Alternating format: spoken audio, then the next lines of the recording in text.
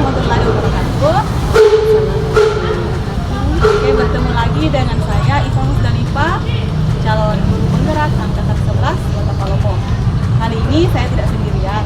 Saya bersama dengan Ibu Guru Mustika Samsudin dari SD 5 Salamai, Kota Palopo.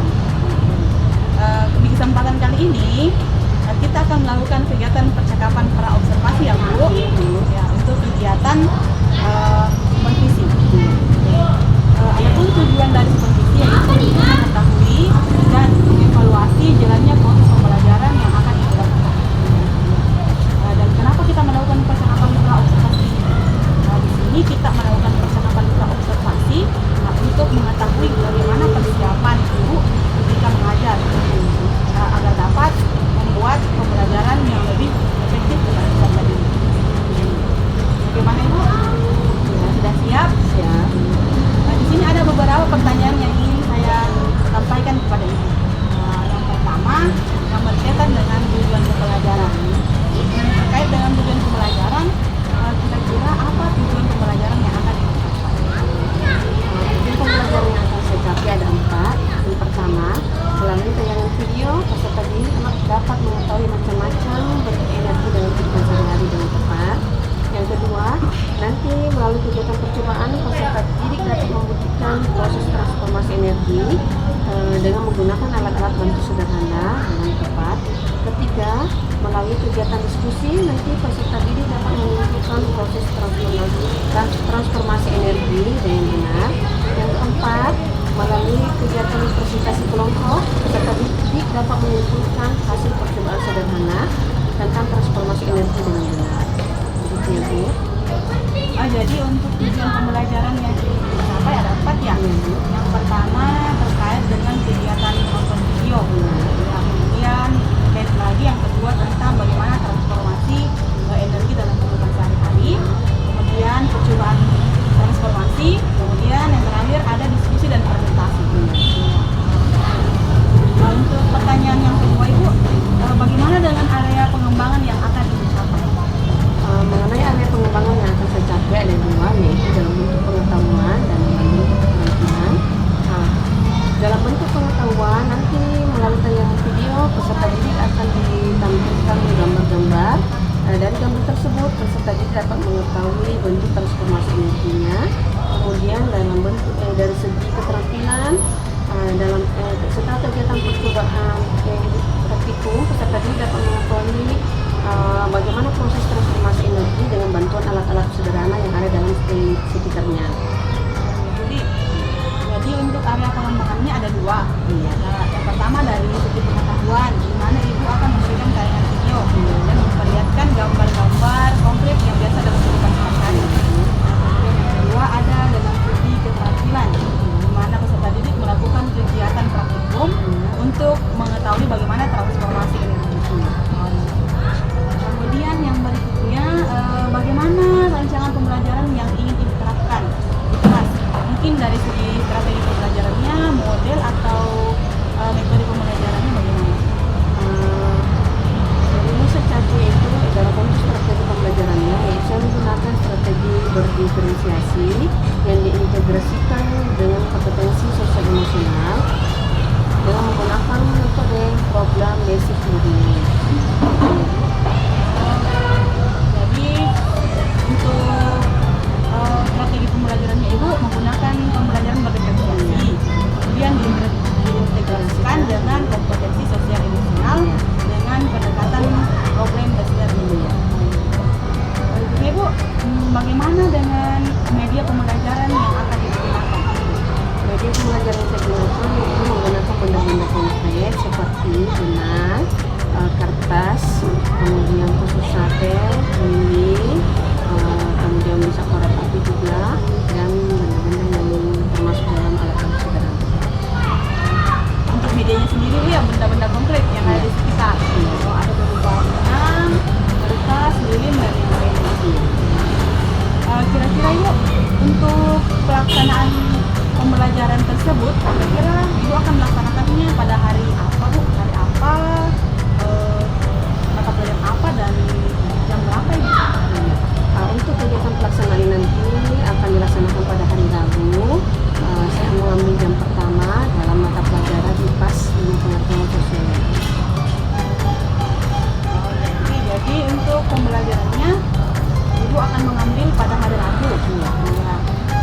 baik Ibu nanti di hari Rabu di jam pertama mata pelajaran IPAS. Insya Allah saya akan datang di kelas Ibu dan melakukan dan melihat kemudian mencatat hal-hal apa yang terjadi di kelas Ibu ya Bu. Nanti setelah kegiatan observasi kita akan melakukan kegiatan berikutnya ya Bu, yaitu kegiatan pasca observasi.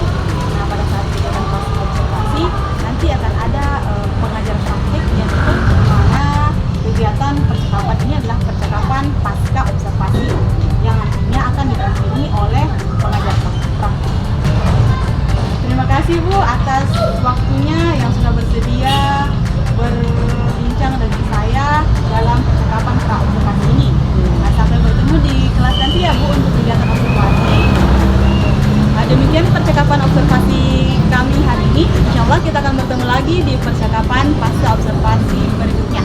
Terima kasih. Assalamualaikum warahmatullahi wabarakatuh. Terima kasih Bu. Bagaimana kabarnya hari ini?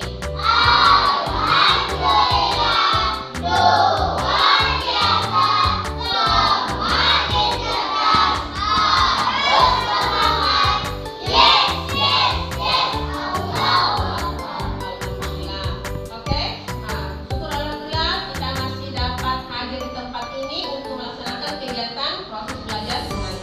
Jadi segala nikmat yang ada dalam tubuh kita harus syukuri ya. Nah, syukur karena kita masih sehat, kita masih dapat beraktivitas melaksanakan kegiatan ini. Oke, sebelum belajar kita berdoa dulu ya. Kita silakan pimpin doa.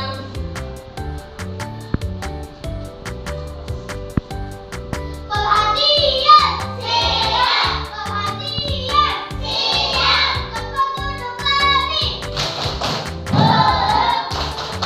Rapi.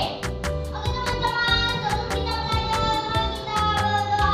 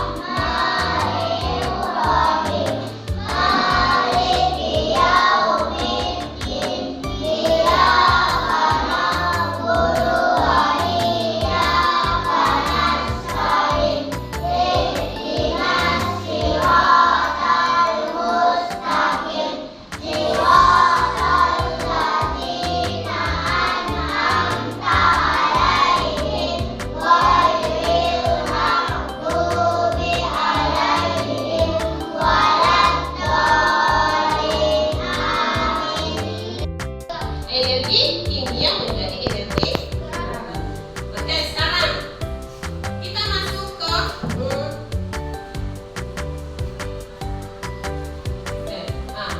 buku akan kita akan membahas tentang masalah percobaan yang berhubungan dengan energi. Ya, jadi nanti kalian akan istilahnya menemukan permasalahan itu. Ini buku bagikan bahan ajar. Kemudian kalian nanti baca. Ini materi tentang. Ini nanti materinya tentang energi, macam-macam energi yang ada di sekitar kita. Kemudian, apa saja bahan untuk berenergi itu?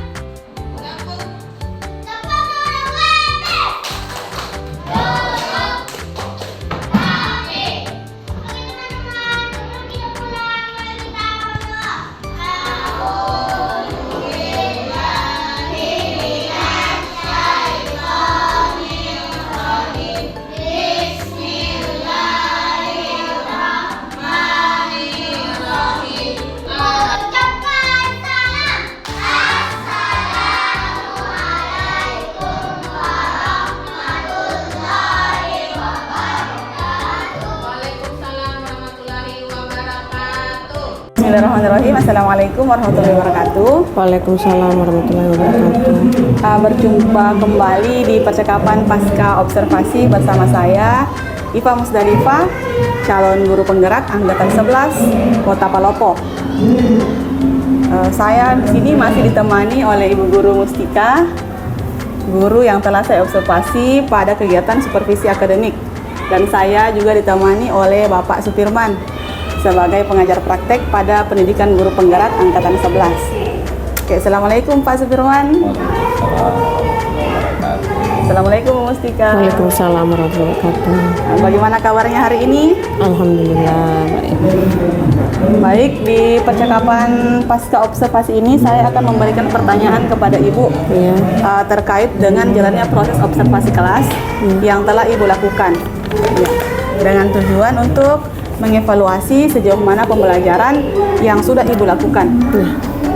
Baik Bu, ada beberapa pertanyaan yang ingin saya tanyakan kepada Ibu. Untuk yang pertama, di sini saya ingin menanyakan bagaimana nih perasaannya Ibu terkait jalannya observasi kelas yang sudah berlangsung, Bu. Terima kasih, alhamdulillah.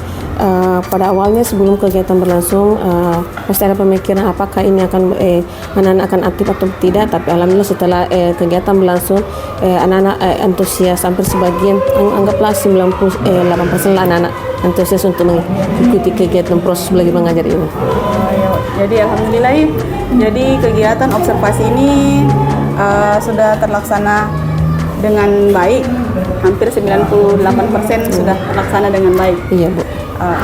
Oke, jadi bisakah Ibu ceritakan kembali area pengembangan apa yang Ibu lakukan di kelas? Kemudian bagaimana langkah-langkah atau tahapan pembelajaran apa yang Ibu lakukan di kelas? Iya, terima kasih. Area pengembangan yang saya kembangkan di sini ada dua, yaitu pada bidang keterampilan, yaitu anak-anak melakukan percobaan.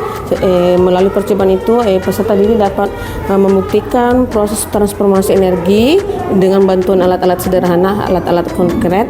Kemudian melalui area pengetahuan, peserta didik dapat menyimpulkan proses transformasi yang didapat. Kemudian melalui diskusi, melalui presentasi, peserta didik dapat menampilkan hasil yang diperoleh dari praktikum tadi ini. Jadi untuk area pengembangan yang dikembangkan dari segi pengetahuan ya Bu, Iya. ya, di mana anak-anak melakukan transformasi energi. Iya. Ya, selain itu juga melakukan kegiatan praktikum Iya. di kelas. Oke, baik. Yang berikutnya Ibu, kira-kira di kelas Ibu apakah sudah sesuai dengan apakah pembelajaran Ibu sudah sesuai atau sudah berjalan atau masih ada kendala-kendala atau kekurangan, Bu? Ya, alhamdulillah menurut saya ini yang namanya kegiatan proses belajar tidak serta-merta 100% langsung berhasil. Pasti adalah kekurangannya dalam setiap kegiatan. Kira-kira Ibu, apa sih kekurangan atau kendala-kendala yang Ibu hadapi saat melaksanakan kegiatan pembelajaran? Kekurangannya tuh dalam kegiatan ini adalah 1-2 anak yang tidak terlalu aktif dalam mengikuti kegiatan ini. Dia tidak aktif dalam membantu temannya, atau diam kah, atau cuma sekedar memperhatikan teman-temannya bekerja. Jadi salah satu kendalanya Ibu ada beberapa siswa yang tidak terlibat ya atau kurang aktif dalam kegiatan pembelajaran. Kira-kira Ibu, kenapa hal tersebut bisa terjadi? Apa yang menyebabkannya? Kenapa mereka tidak mau ikut terlibat dalam misalnya dalam diskusi? Dalam diskusi. Mungkin mereka menganggap bahwa ini tidak sesuai dengan tidak sesuai dengan kemampuannya lah. Mungkin dia beda dalam cara menanggapinya. Dia apakah saya bisa melakukan ini? Apakah saya mampu untuk ikut dalam kegiatan ini? Mungkin ada rasa ragu-ragunya dia lah. Makanya dia kebanyakan memperhatikan saya teman-temannya bekerja. Hanya memperhatikan teman-teman yang bekerja di. Kira-kira apa yang Ibu akan lakukan sehingga bisa melakukan bisa merubah hal tersebut? Apa yang Ibu lakukan di kelas sehingga anak-anak yang kurang aktif tersebut bisa lebih baik lagi? Menurut saya berikutnya saya akan membuat Awalnya tuh saya membuat anak-anak kelompok belajar. Anak-anak melakukan itu kegiatan berkelompok. Saya melakukan kelompok itu secara heterogen. Saya satukan antara anak-anak yang bisa, sedang, dan kurang. Jadi saya menggunakan gaya belajar heterogen supaya anak-anak itu saling membantu dalam berkegiatan kelompok. Jadi untuk rencana kedepannya, Ibu akan melaksanakan pembelajaran secara heterogen. Oke, dalam proses pembelajaran ke depan, sehingga Ibu bisa menyesuaikan pembelajaran sesuai dengan kemampuan masing-masing anak. Kalau heterogen kan maksudnya Bersatu. menyeluruh. Iya. Ya, jadi ada yang saling membantu antara anak yang kurang dengan anak yang sudah mampu dalam pembelajaran. Kira-kira Ibu, kapan ya Ibu akan melakukan perubahan terhadap rencana Ibu? Insya Allah dalam waktu secepatnya saya akan melaksanakan kegiatan tersebut. Oh ya, jadi akan dilaksanakan secepatnya ya? Ya. Baik Bu, terima kasih banyak atas jawaban-jawabannya. Mudah-mudahan apa yang Ibu rencanakan ini bisa secepatnya direalisasikan. Ya. Baik, selanjutnya saya mau memberikan kesempatan sama Bapak sebagai pengajar praktek untuk memberikan umpan balik atau tanggapan terkait jalannya kegiatan pasca observasi atau kegiatan observasi kelas. Oke, terima kasih. Jadi terima kasih sudah melaksanakan proses percakapan pasca observasi ya. Dan awalnya kalau kita lihat alurnya ini dan sebelumnya kan kita sudah melaksanakan percakapan pra ya. Sebelum kita observasi pada percakapan pra, dan di percakapan pra itu yang tujuannya itu adalah mengetahui apa yang akan dikembangkan dari atau apa yang akan menjadi objek untuk diobservasi gitu awalnya. Misalnya pengembangannya itu adalah bagaimana mengatur kelas atau keteraturan kelas misalnya dengan melakukan strategi misalnya tadi pengelompokan misalnya ya. Nah di situ itu yang kita masih nanti di observasi. Nah setelah di observasi di percakapan pasca observasi itu lagi yang menjadi fokus kita apa yang dikembangkan kemarin yang menjadi di pra itu yang menjadi fokus pembicaraan di coaching di pasca observasi. Nah, bagaimana apakah ada masalah atau tidak, jika ada kendala bagaimana solusinya, kira seperti itu. Dan sebagai coach juga itu tadi ada prinsip-prinsip coaching yang diperhatikan. Saya kira itu tadi sudah sudah diperlihatkan seperti pembicaraan itu bagaimana disampaikan tujuan pelaksanaannya dan kemudian proses kreatifnya, kemudian memaksimalkan potensi segitu sudah ini dilaksanakan. Dan mudah-mudahan nanti setelah selesai program guru penggerak ini itu proses-proses coaching seperti ini itu bisa terus kita laksanakan. Saya kira seperti itu. Ya, terima kasih sudah siap untuk diobservasi. Iya, Pak. Ya, segera seperti itu. Ya, baik Pak, terima kasih banyak atas umpan baliknya dan tanggapan-tanggapan terkait dengan kegiatan pasca observasi hari ini. Baik, akhirnya rangkaian kegiatan supervisi akademik sudah selesai. Dimulai dari kegiatan percakapan pra observasi, kemudian observasi dan pasca observasi. Saya ucapkan terima kasih banyak kepada Bapak pengajar praktik Bapak Sukirman dan kepada Ibu Mustika. Saya akhiri dengan ucapan Assalamualaikum warahmatullahi wabarakatuh. Waalaikumsalam warahmatullahi wabarakatuh.